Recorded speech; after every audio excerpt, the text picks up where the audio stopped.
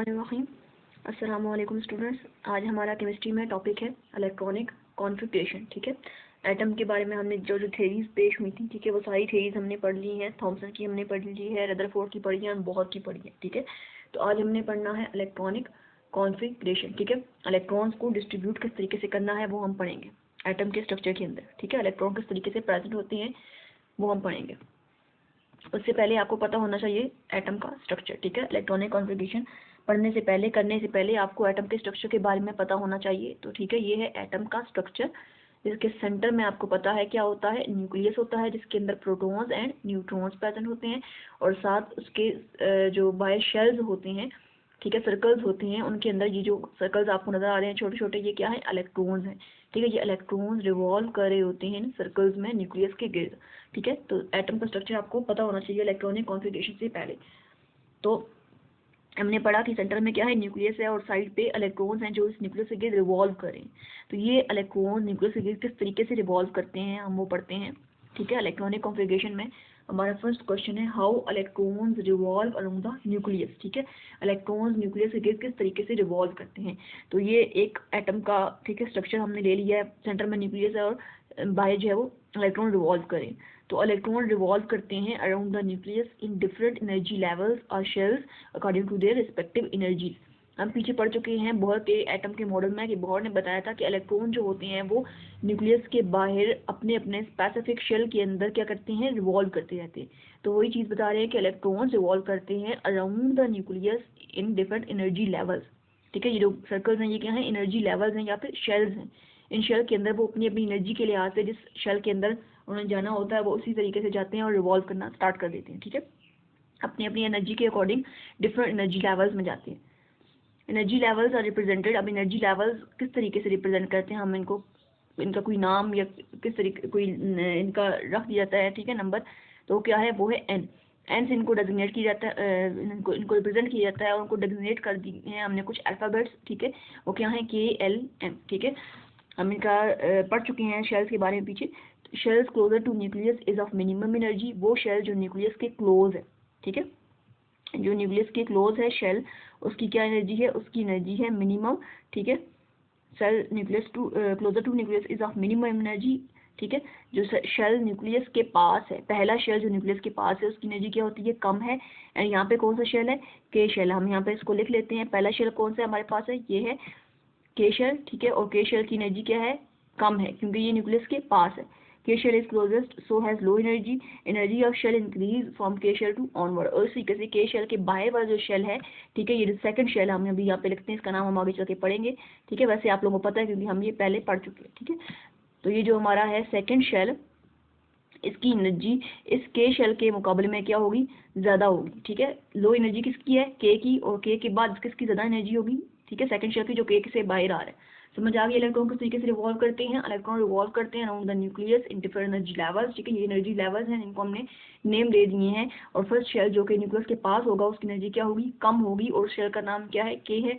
इससे जैसे जैसे बाहर जाते जाएंगे एनर्जी क्या होती जाएगी, बढ़ती जाएगी। ठीक है, तो अब हम पढ़ते हैं शेल के बारे में। शेल क्या है, shells are the main energy levels that electron can occupy. ठीक है, शेल्स में एनर्जी लेवल्स हैं जिनके अंदर इलेक्ट्रॉन मौजूद होते हैं, रिवॉल्व करते हैं। ठीक है, ये जो जिनके अंदर इलेक्ट्रॉन प्रेजेंट हैं, ठीक है, जैसे ये शेल है जिसके अंदर इलेक्ट्रॉन प्रेजेंट है, ये शेल है, ये शेल है। ठीक है, ये क्या है, शेल्स मेन एनर्जी लेवल्स हैं जिनके अंदर क्या है, इलेक्ट्रॉन्स ऑक्यूपाई करते हैं। तो शेल की डेफिनेशन क्या है, shells are main energy levels that electron can occupy is called shell. ठीक है, तो ये शेल की डेफिनेशन है। फर्स्ट एनर्जी लेवल को हमने क्या नाम दिया है, के का। ठीक है, तो हम यहाँ पे लिख देते हैं, हमारे पास फर्स्ट एनर्जी लेवल क्या है, या फर्स्ट शेल क्या है, के शेल। ठीक है, पहला शेल हमारे पास क्या हो गया, के। इसकी क्या एनर्जी है, इसकी एनर्जी है लोएस्ट। ठीक है, सबसे कम है क्योंकि ये न्यूक्लियस के पास है। दूसरा shell, second energy level is called L shell. दूसरा जो एनर्जी लेवल है वो हमारे पास क्या है, एल शेल। ठीक है, इसको हमने क्या नाम दिया, एल का। और क्योंकि ये न्यूक्लियस से बाहर के है, के से बाहर ही प्रेजेंट है, तो इसकी एनर्जी के की निस्बत क्या होगी, ज़्यादा होगी। तो हम पढ़ लेते हैं मोर एनर्जी देन के शेल। तो इसकी एनर्जी के शेल के मुकाबले में क्या है, ज़्यादा है। ठीक है, थर्ड एनर्जी लेवल हमारे पास क्या है, एम है। ठीक है, 1 2 एंड थर्ड, ये 3 आ रहा है। ठीक है, थर्ड वाला एनर्जी लेवल का हमने क्या नाम रखा है, उसका नाम हमने कहा है क्या है, एम शेल है। ठीक है। एम शेल के की जो एनर्जी है वो के और एल के मुकाबले में ज़्यादा होगी। यहाँ पे हम पढ़ लेते हैं, third energy level is M shell more energy than K and L shell. इसकी एनर्जी के और एल के मुकाबले में क्या है, ज़्यादा है। ठीक है। और फोर्थ एनर्जी लेवल जो एंड वाला है 1 2 3 है, फोर्थ एनर्जी लेवल का नाम क्या है, एन शेल है। ठीक है। और एन शेल की जो एनर्जी होगी वो इन सब शेल से क्या है, ज़्यादा है। ठीक है। Fourth energy level is N shell more energy than K L and M shell. तो इसकी एनर्जी इन तीनों शेल्स की सब क्या होगी, ज़्यादा होगी। तो सबसे लोएस्ट एनर्जी किसकी है हमारे पास, सबसे लोएस्ट एनर्जी हमारे पास है के की।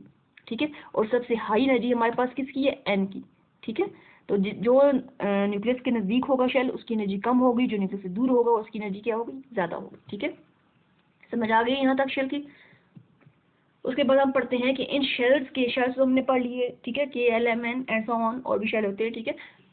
और अब हमने पढ़ना है कि इन शेल के अंदर हम किस तरीके से नंबर ऑफ इलेक्ट्रॉन्स बताते हैं कि किस शेल के अंदर कितने नंबर ऑफ इलेक्ट्रॉन्स आते हैं। ठीक है। How many number of electrons are present in shell. ठीक है। हाउ वी नो, हमें कैसे पता चलेगा कि किसी शेल में कितने नंबर ऑफ इलेक्ट्रॉन आएंगे। हमें कैसे पता है कि के में कितने आते हैं, एल में कितने आते हैं, एम में कितने हैं, एन में कितने। ठीक है। तो वो साइंटिस्ट ने हमें एक फार्मूला दिया है जिस तरीके से हम निकाल सकते हैं। वो फार्मूला है 2n स्क्वायर फार्मूला। ठीक है। क्या है, 2n स्क्वायर। तो के शेल, ठीक है, जैसे जैसे हम शेल नंबर जिस शेल नंबर को हमने देखना है कि इसमें कितने कितने इलेक्ट्रॉन्स आते हैं, वो हम शेल नंबर सिंपली एन की जगह लगा देंगे। ठीक है। अगर हम नंबर फर्स्ट शेल की बात करें, ठीक है, के शेल की बात करें, ठीक है, फर्स्ट शेल है जो कि हमें नहीं पता के शेल के अंदर कितने इलेक्ट्रॉन आने हैं, तो हम क्या करेंगे, लेकिन हमें ये पता है कि हम पहले शेल की बात करें। ठीक है। हमें ये पता है कि हम पहले शेल की बात करें जो कि के शेल है, लेकिन हमें नहीं पता कि पहले शेल में कितने इलेक्ट्रॉन आएंगे। तो हम यहाँ क्या लगा देंगे एन की जगह पे 1, क्योंकि हम कौन से शेल को देख रहे हैं, फर्स्ट शेल को। ठीक है। तो 1 स्क्वायर हो जाएगा 1 एंड 2 वर्स ऑफ 2। ठीक है। तो हमारे पास के शेल में कितने इलेक्ट्रॉन आ जाएंगे, 2 आ जाएंगे। जब हम सेकंड नंबर पे जो शेल है, ठीक है, इस शेल की अगर हम बात करेंगे 1 एंड 2, तो ये कौन सा नंबर वाला शेल है, सेकंड नंबर वाला। और हमें नहीं पता कि सेकंड नंबर वाला शेल जो एल शेल है इसके अंदर कितने नंबर ऑफ इलेक्ट्रॉन आएंगे। तो हम सिंपल एन की जगह क्या लिख देंगे, 2, क्योंकि हम ये जो एन है ये शो कर रहा है नंबर ऑफ शेल को। तो हम यहाँ पे कौन सा शेल ले रहे हैं, एल शेल, सेकंड शेल। तो हम एन की जगह क्या लिखेंगे, 2 लिखेंगे। ठीक है। 2 2 ज़ा 4 हो जाएगा एंड 4 2 ज़ा 8। तो हमें पता चल जाएगा कि एल शेल के अंदर कितने इलेक्ट्रॉन आएंगे, 8 आएंगे। ठीक है। इस तरीके से अगर हम थर्ड शेल की बात करें, एम शेल की, ठीक है, ये कौन सा थर्ड है, कौन सा शेल है, थर्ड शेल है। तो हमने देखना है कि थर्ड शेल के अंदर कितने नंबर ऑफ इलेक्ट्रॉन आएंगे। तो हम यहाँ पे नंबर ऑफ शेल की जगह क्या लिख देंगे, थर्ड, क्योंकि ये क्या है, थर्ड शेल है। तो 3 3 ज़ा 9 एंड 9 2 ज़ा 18। तो हमें पता चल जाएगा कि एम के अंदर कितने नंबर ऑफ इलेक्ट्रॉन्स आएंगे, 18। ठीक है। इस तरीके से हम एन शेल के लिए भी निकाल लेंगे। ये हो गया हमारे पास शेल के अंदर नंबर ऑफ इलेक्ट्रॉन हम किस तरीके से निकालेंगे। ठीक है। इसके बाद बात करते हैं सब शेल की। सब शेल क्या होता है, a shell also consist of sub shell. Shell के अंदर मजीद छोटे छोटे शेल्स होते हैं जिनको हम नाम देते हैं सब शेल्स का। ठीक है। शेल्स के अंदर जो शेल्स होंगे उनको हम क्या नाम देंगे, सब शेल्स का। अब हमारे पास यहाँ पे क्वेश्चन आता है, how we know the number of sub shells in the shell. हमें कैसे पता चलेगा कि एक शेल के अंदर कितने सब शेल होते हैं। ठीक है। हमें कैसे पता चलेगा कि एक शेल के कितने सब शेल हैं। तो वो हम निकालेंगे, the number of sub shell in a shell is equal to its n value. तो वो इक्वल होगी उसकी एन वैल्यू की। ठीक है। एक शेल की जितनी एन वैल्यू होगी, नंबर ऑफ शेल होगा जो उसका, वही उसके सब शेल्स होंगे। जिस तरह के एन नंबर क्या था, के कौन सा शेल है, फर्स्ट शेल है। तो यहाँ पे हमने क्या लगाया था, 1। तो मतलब इसके कितने सब शेल होंगे, 1। तो एल शेल के नंबर ऑफ कौन सा शेल है, ये सेकंड शेल है, इसमें हमने नंबर ऑफ शेल क्या लगाया था, 2। तो हमारे पास इसके सब शेल कितने होंगे, 2। इस तरीके से एम शेल का हमने कहा था ये कौन सा शेल है, थर्ड शेल है, तो इसके नंबर ऑफ शेल हमने क्या लगाया, लिखा था 3। तो मतलब इसके सब शेल कितने होंगे, 3 होंगे। ठीक है। तो जो नंबर ऑफ सब शेल हैं वो इक्वल होते हैं उसकी एन वैल्यू के, जो हम 2n स्क्वायर फार्मूला में एन की वैल्यू लगाते हैं। ठीक है। सब शेल्स के नेम क्या है, सब शेल के नेम है s, p, D and F. ठीक है। क्या नेम है, s, p, D and F. ठीक है। तो हम देखते हैं कि हमें कैसे पता चलेगा कि के कितने हैं, एल के कितने हैं, एम के कितने हैं और एन के कितने हैं। हम लिख लेते हैं के लिए हम 2n स्क्वायर वही फार्मूला यूज करते हैं। तो हमने यहाँ पे नंबर ऑफ शेल लिखने हैं, तो नंबर ऑफ शेल के कौन सा शेल है, फर्स्ट है। ठीक है। तो हम यहाँ क्या लिख देंगे, 1। तो जब हमने नंबर ऑफ शेल क्या लगाया, 1 लगाया, तो हमने कहा number of sub shell is the shell is equal to its n value. Sub shell कितने होंगे, इसकी इक्वल होंगे इसकी एन वैल्यू के। यहाँ पे हमने एन वैल्यू का क्या लगाई, 1। तो मतलब इसके सब शेल कितने हैं, 1। तो वो कौन सा सब शेल आ जाएगा, फर्स्ट वाला। ठीक है। एस सब शेल। एल में हमने नंबर ऑफ शेल का की क्या वैल्यू लगाई थी 2, क्योंकि एल जो है वो सेकंड शेल है, तो इसमें कितने आ जाएंगे, दो सब शेल आ जाएंगे। इसी तरह एम में हमने देखा तो ठीक है, इस तरीके से हम एम में देखेंगे तो एम में हमारे पास कौन सा शेल है, एम हमारे पास थर्ड शेल है, ठीक है। तो इसमें हम एन की वैल्यू हमने क्या लगाई है 3, तो इसके पास कितने टोटल सब शेल होंगे, 3 सब शेल होंगे, ठीक है, एस पी एन डी। जो एन की वैल्यू होगी इतने ही, जितना जो हम एन की वैल्यू में नंबर लिखेंगे, ठीक है, उतने ही हमारे पास सब शेल का नंबर होगा। इस तरीके से हम 2n स्क्वायर एन में हम लिख रहे हैं 4, तो एन के नंबर ऑफ सब शेल कितने होंगे 4, ठीक है, s p d n f. ये आपने बात माइंड में रखनी है, ठीक है। जो हम नंबर लगा रहे हैं शेल का, जो शेल का नंबर है उतने ही सब शेल है। जैसे कि हमारा फर्स्ट शेल है तो हम यहाँ पे लिख लेते हैं, ठीक है। हमारे पास के क्या है, हमारा फर्स्ट शेल है, ठीक है। ये के क्या है, फर्स्ट शेल है, तो इसमें कितने नंबर ऑफ सब शेल आएंगे 1, ठीक है। उसके बाद जो सेकंड शेल है वो हमारे पास क्या है, वो हमारे पास है एल, तो एल में कितने सब शेल आएंगे 2, ठीक है। थर्ड हमारे पास क्या है, एम शेल है, तो इसके अंदर कितने सब शेल आएंगे 3, और एन हमारे पास क्या है 4 सब शेल है, तो इसके अंदर कितने नंबर ऑफ इलेक्ट्रॉन्स आएंगे, सॉरी कितने नंबर ऑफ सब शेल आएंगे 4, ठीक है। तो ये चीज़ आपने माइंड में रखनी है। आगे चलते हैं, इलेक्ट्रॉनिक कॉन्फ़िगरेशन की डेफिनेशन पढ़ते हैं, ठीक है। इसकी हम डेफिनेशन पढ़ लेते हैं। The distributing of electrons around the nucleus, ठीक है, in various shells and sub shells according to their increasing energy is called electronic configuration. Electrons को हम डिस्ट्रीब्यूट कर रहे हैं न्यूक्लियस के गिर्द, किसमें, शेल्स में और साथ ही सब शेल्स में, और वो किस बेस पे कर रहे हैं, उनकी इंक्रीजिंग एनर्जी लेवल पे, ठीक है। जिस ऑर्बिट की, जिस शेल की एनर्जी सबसे कम होगी सबसे पहले उसको फिल कर देंगे, ठीक है।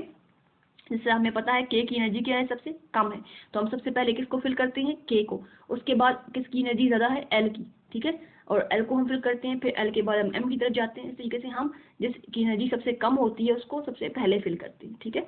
तो हम पढ़ लेते हैं, electrons fills the shell, electron shell को फिल करते हैं in order of their increasing energy, उनकी इंक्रीजिंग एनर्जी की बेस पे, मतलब जो लोअर एनर्जी लेवल होगा उसको पहले ऑक्युपाई करेंगे और बाद में आगे की तरफ बढ़ेंगे, ठीक है।